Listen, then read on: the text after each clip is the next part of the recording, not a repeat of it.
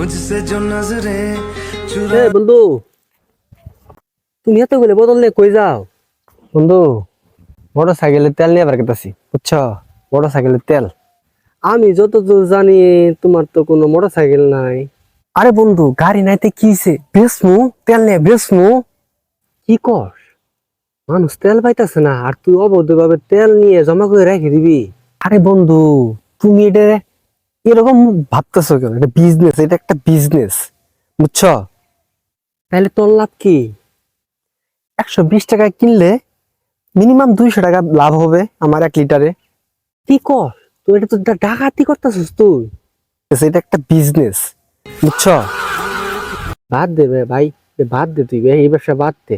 যারা আর তেল পাইতেছে না আর তুই নিজেই কতগুলো বোতলের মধ্যে তেল নিয়ে থুয়ে থুয়ে 200-300 টাকা করে লাভ করতেছস। বাদ দে ভাই, এইসব ব্যবসা বাদ দে তুই।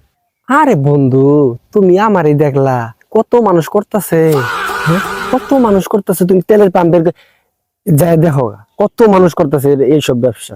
যাও, তুমি যাও, বসে থাকো, আমি ব্যবসা করি, আমার ব্যবসা করতে দাও।